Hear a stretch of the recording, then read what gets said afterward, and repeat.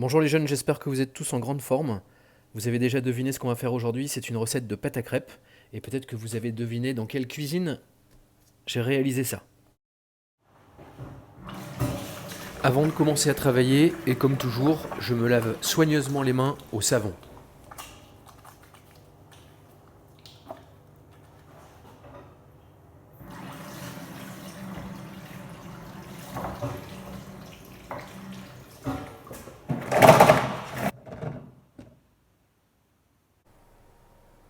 Pour réaliser la pâte à crêpes, j'ai besoin de 500 g de lait, ou 50 centilitres, c'est la même chose. J'ai besoin également de 250 g de farine, de 3 œufs entiers. Je vais avoir besoin de 2 cuillères à soupe d'huile et d'une pincée de sel. Je vais préparer mon matériel. J'ai besoin d'un verre mesureur gradué, d'une balance, ici dans l'atelier d'une plaque à débarrasser pour les déchets, d'un saladier, d'un ramequin, d'une cuillère à soupe, d'une spatule en bois, d'un fouet. Alors je vais commencer par allumer la balance. Je vais y déposer le saladier. Je vais régler la tare et je vais donc peser la farine. On en veut 250 g. Je vais donc verser à la cuillère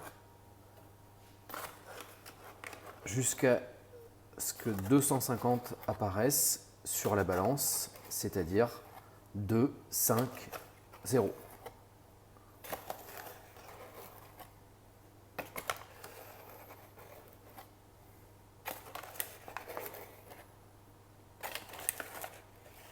Voilà, c'est parfait. Je vais maintenant mesurer le lait. Pour cela, j'ai besoin d'un verre mesureur. Je le pose sur la balance. Je n'oublie pas d'actionner la tare.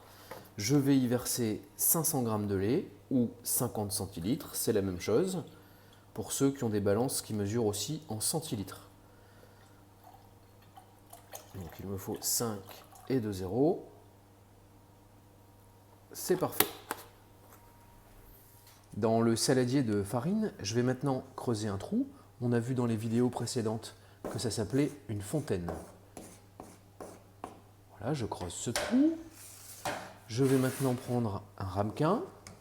Je vais y casser un œuf entier.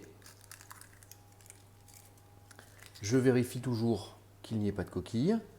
Il n'y a pas de coquille. Je verse l'œuf dans la fontaine. Et je recommence avec les 3 œufs.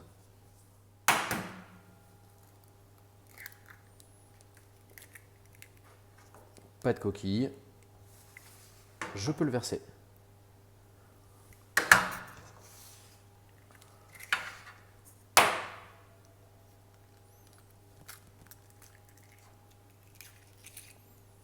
Pas de coquille. Je peux le verser. J'ai donc mis mes 3 œufs. Je vais maintenant verser 2 cuillères à soupe d'huile dans la fontaine.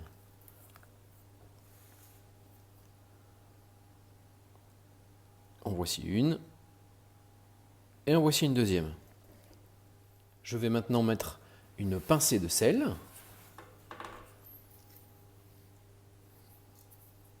À l'aide de la spatule en bois, je vais partir du centre et faire de petits ronds de manière à ce que la farine rentre au fur et à mesure dans les œufs. C'est un petit peu long, mais ça permet de ne pas avoir de grumeaux. Si les œufs sont bons, je les recentre. Et c'est parti.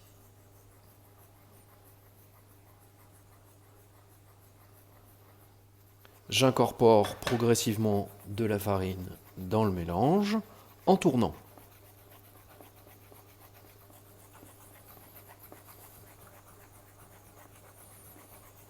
Il ne faut pas se presser.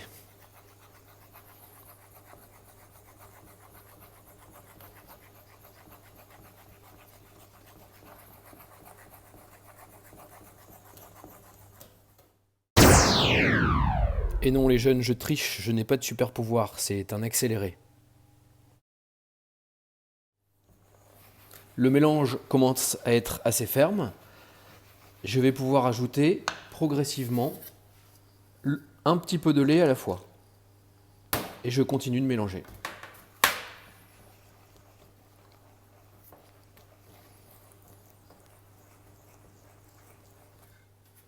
Je remets du lait. Et je remélange.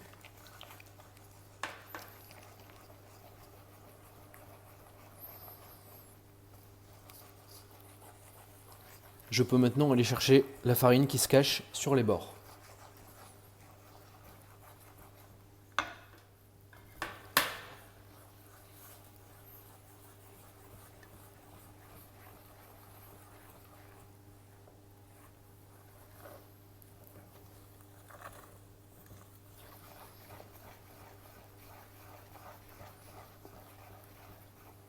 Je ne distingue maintenant plus la farine.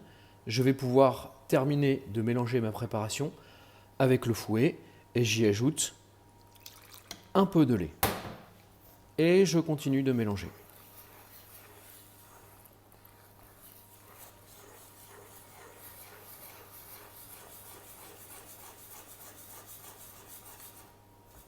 Je vais maintenant verser tout le reste du lait. Et je continue de mélanger.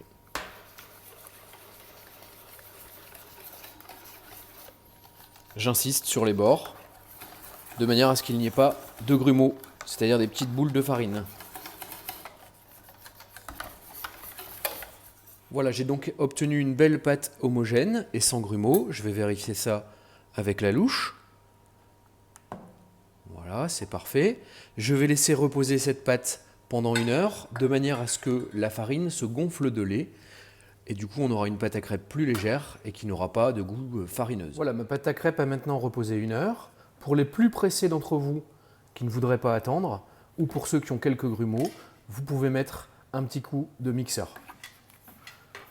Donc,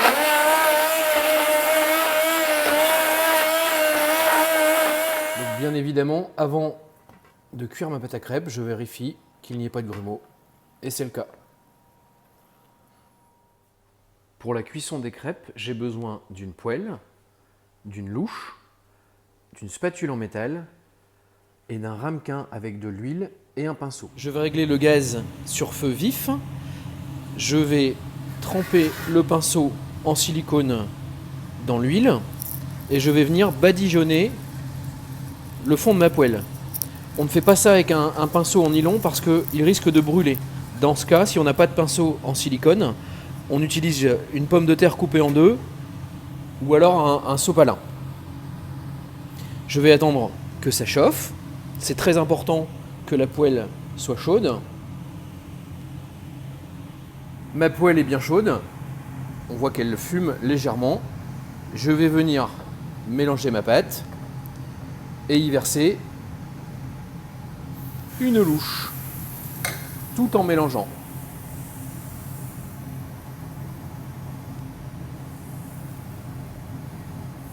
Je tourne. Et ce qui est très important, c'est d'attendre.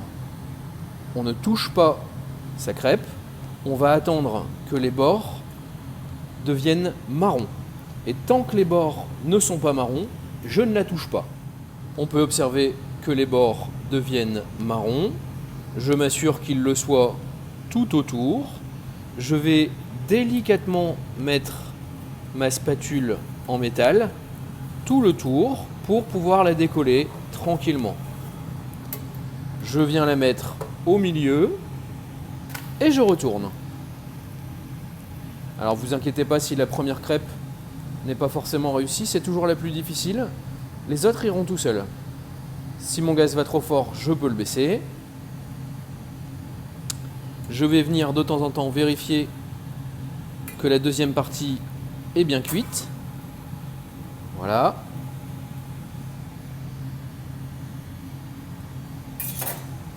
C'est bon, je vais pouvoir verser ça dans une assiette. Vous pouvez également vous amuser à faire sauter les crêpes.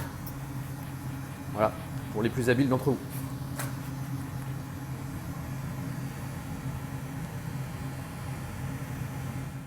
Avec cette quantité de pâte à crêpes, vous pouvez faire 8 à 10 grandes crêpes. Je vous invite tous à faire la cuisson sous la surveillance d'un adulte et faites très attention à ne pas vous brûler. Je vous dis à bientôt et merci de m'avoir suivi, j'espère que vous allez vous régaler.